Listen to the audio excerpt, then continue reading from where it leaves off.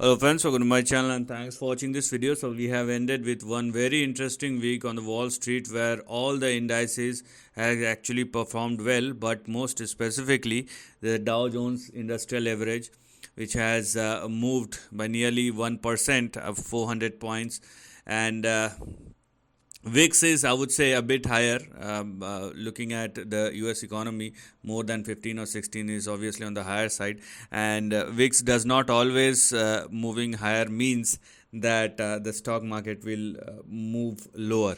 Okay, it's a volatility index. It will. It is a representation of volatility. Volatility may happen on either of the sides. So that's what we need to understand. So let us see what has happened and what does this green close means. Because it's good right now, but I would still say that any kind of volatility cannot be ruled out. Why? Because we are officially in an election month and it is just within a month away.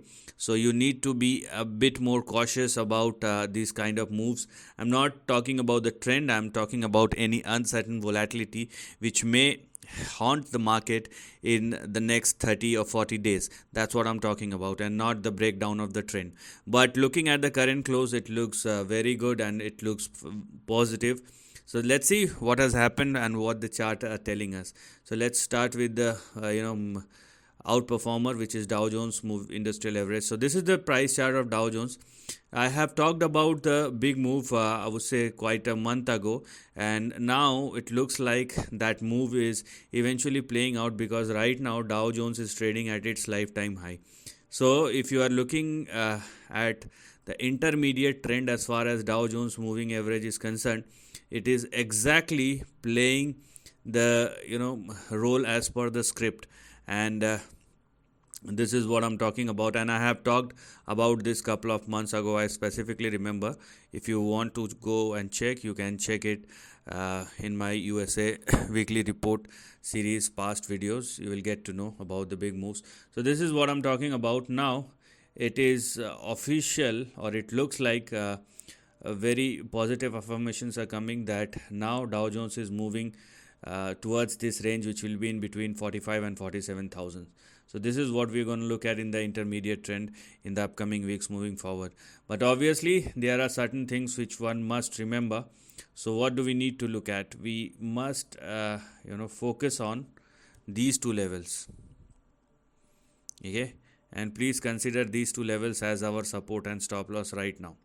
So it is mandatory for Dow Jones to continue to trade and sustain both above 42,388 and 42,756 or 760. So these two levels are something which one must look at, and Dow Jones must continue to trade and sustain above 42,760 if you are looking for an upside going forward, right? So positive vibes are coming out from Dow Jones, and let's talk about the Nasdaq. And obviously Nasdaq has been an underperformer in the last couple of weeks, but somehow it is trying to manage and maintain its repo. It's not outperforming, but a slight bit of underperformer, but it is on its way, or I would say it is on the verge of a breakout rather. So for Nasdaq, right now only this particular range is active, and that's what you need to look at. So still an overhang.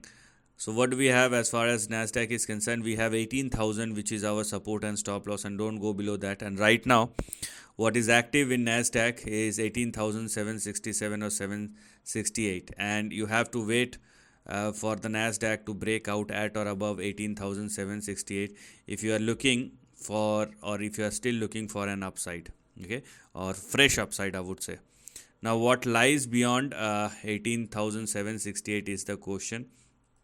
So this, you may call it as a potential range for the upcoming move or for the upcoming price action, and that's what we need to look at. So if I do connect the previous highs or previous peaks, what I'm going to get, or this is the potential, because the range is still not clear, but this is how the range, potential range looks like. So beyond 18,770, 767 or 770, Nasdaq is preparing itself for a swing which may push it somewhere in between 20,000 and 22,000. So this is something which we are going to look at for Nasdaq. Obviously, it is not possible that Dow Jones will move higher and Nasdaq will started correcting. It's not at all possible. It can be a laggard, but it cannot be an underperformer. That's a very less likely scenario.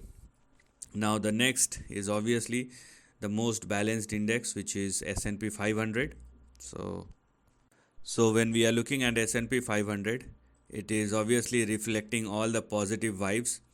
So the levels which we are going to look at, as it is also trading at its lifetime high like Dow Jones.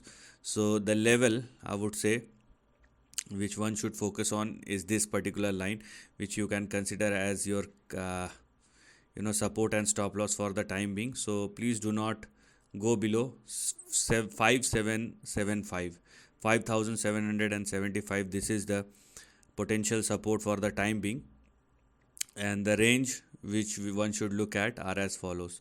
So what do we have here is this particular line, which one can consider as far as the upper end of the range.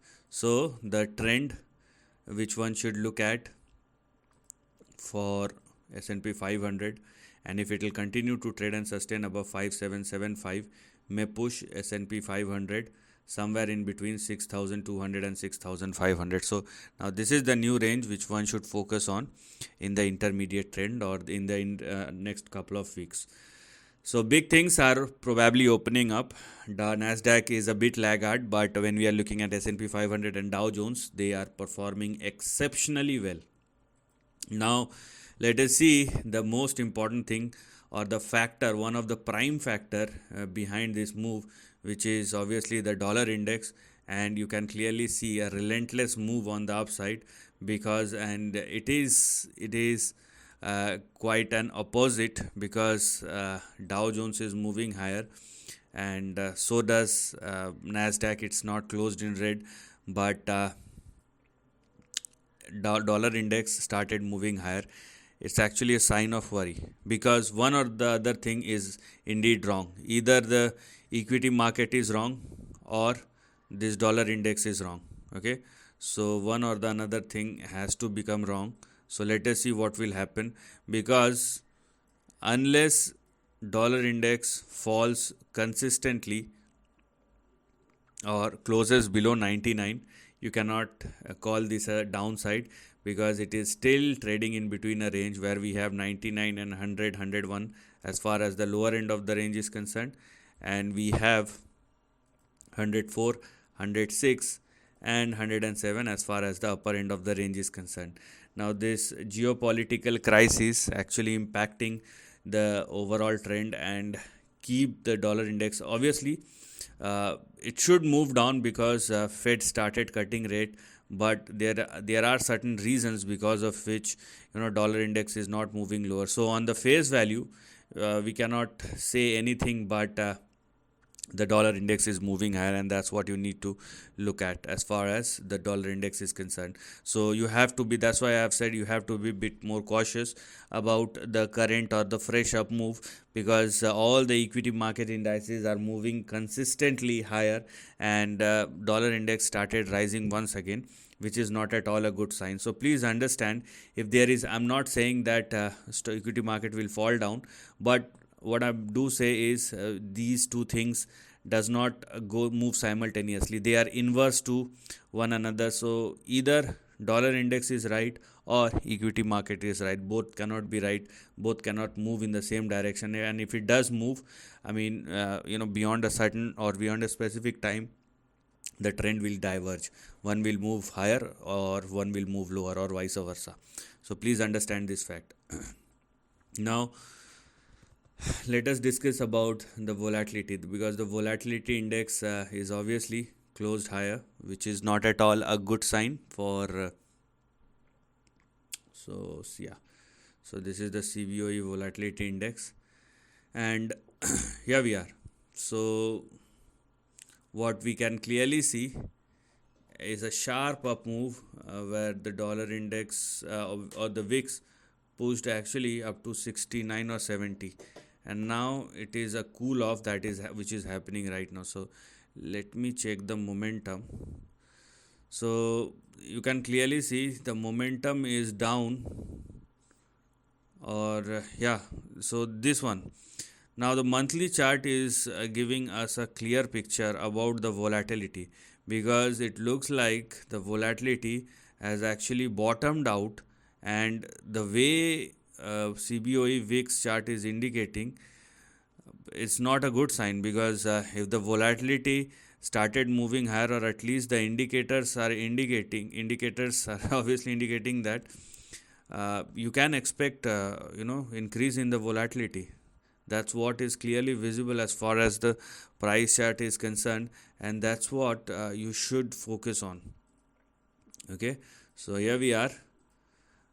You better watch for the volatility to fall below 17.6, and most importantly below 16.6, if you are not looking for something bad, because the way you can clearly see both RSI and MACD, they are indicating an upside, and if there is indeed an upside, obviously we are talking about the monthly VIX chart. So 31 and 48 is still on the cards, so one must be a bit more cautious about this market behavior. Okay, now wait for either of one thing may go wrong. Okay, there is no doubt about it, but this is not a correct indication, which it's a mixed indication rather. One is going in one direction, not everything will go in the same direction. That's the summary. So I'm not saying that market will fall down, because market is moving higher, so obviously I have to say the market will move higher, but the indications which I am getting both from VIX and dollar index is obviously give me a sign of worry, and that's what you have to take a notice of. Okay, you should notice these things, and you should observe, and please consider these facts. And because the next 1 month is obviously a month of volatility, because of US presidential elections, and geopolitical tensions are obviously very prominent nowadays, and it can hamper market, and it can push different financial instrument uh, you know higher or lower, depending upon how the situation evolves. So this is the end of the video. Thanks for watching.